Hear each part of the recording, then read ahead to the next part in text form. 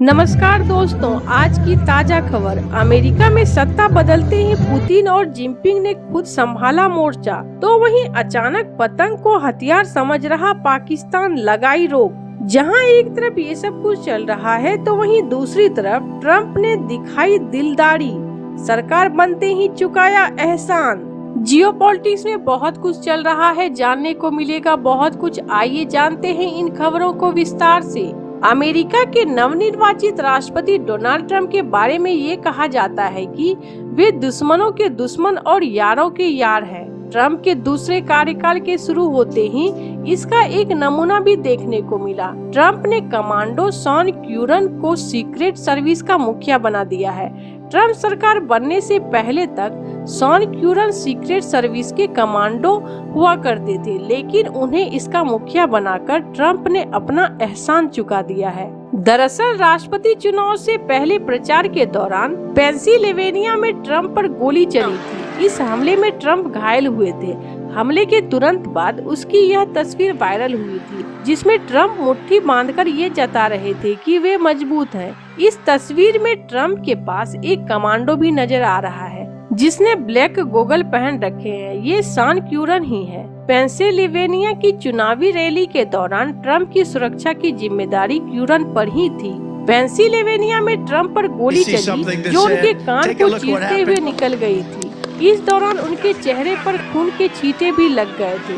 Trump की जान बाल बाल बची थी। रैली के मंच पर क्यूरन ट्रंप के दाहिने ओर खड़े थे। हमले के तुरंत बाद ट्रंप की रैली स्थान से सुरक्षित निकाला गया था।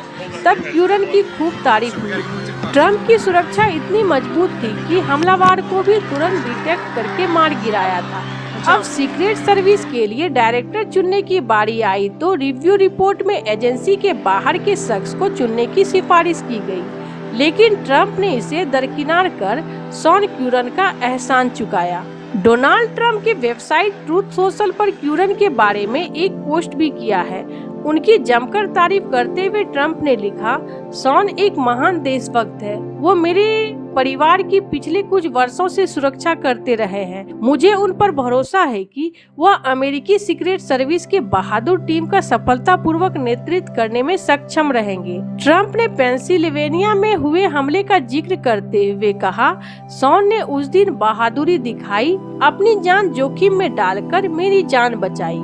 शॉन 23 साल से अमेरिका के सीक्रेट सर्विस में सेवा दे रहे हैं। तो वहीं दूसरी तरफ पाकिस्तान के सबसे अधिक आबादी वाले पंजाब सूबे की विधायिका ने मंगलवार को पतंग उड़ाने पर अस्थायी रोक लगाने के लिए एक कानून पारित किया। पंजाब सूबे की विधायिका की ओर से पारित कानून में पतंग उड़ाने वाले और पतंग निर्माताओं के लिए कारावास की सजा की अवधि बढ़ाने और भारी जुर्माना का प्रावधान किया गया है। राज्य सरकार ने यह कदम दशकों पुराने वसंत त्योहार से पहले उठाया है।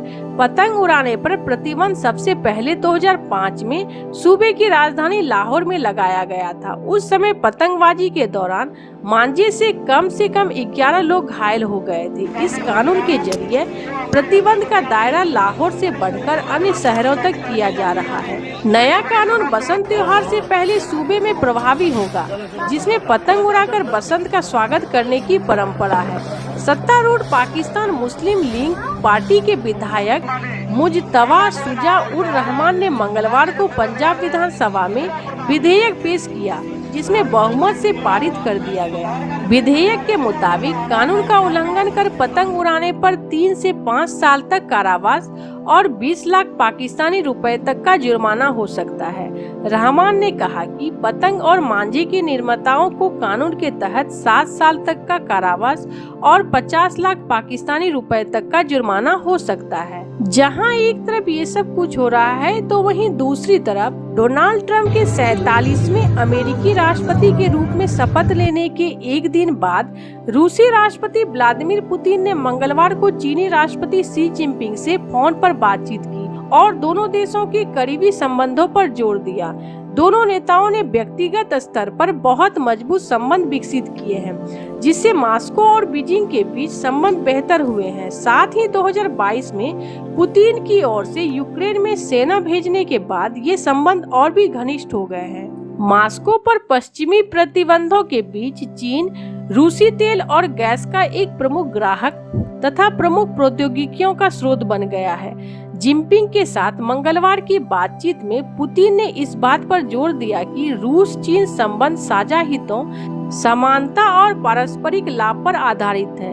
इस दौरान दोनों नेताओं ने उल्लेख किया कि उनके ये संबंध आंतरिक राजनीतिक कारकों और वर्तमान अंतर्राष्ट्रीय माहौल पर निर्भर नहीं है। रूस के सरकारी टेलीविजन के अनुसार पुतिन ने जिनपिंग से कहा, हम संयुक्त रूप से अधिक न्यायसंगत बहुध्रुवीय वैश्विक व्यवस्था के विकास का समर्थन करते हैं और यूरेशिया तथा संपूर्ण विश्व में अविभाजन सुरक्षा सुनिश्चित करने के लिए काम करते हैं। वहीं जिनपिंग ने मॉस्को और बीजिंग के बीच घनिष्ठ सहयोग की प्रशंसा करते हुए कहा कि यह वैश्विक प्रणाली में सुधार और विकास के लिए सकारात्मक ऊर्जा लाने में मदद करता है। हालांकि किसी भी नेता ने टेलीविजन पर प्रसारित बातचीत के अंश में सीधे तौर पर ट्रंप का उल्लेख नहीं किया, लेकिन बातचीत का समय यह संकेत दे सकता है कि पुतिन और जिनपिंग नए अमेरिकी प्रशासन के साथ चर्चा में अपनी बातों को समन्वय करना चाहते हैं। चीनी राष्ट्रपति ने शुक्रवार को डोनाल्ड ट्रंप से बातचीत की थी और अमेरिका के साथ सकारात्मक संबंधों की उम्मीद जताई थी। ऐसे आपको क्या लगता है इन सब मामलों में? आपकी क्या राय है? कमेंट कर जरूर बताएं। जल्द मिलते हैं अगले वीडियो में नई खबर के साथ।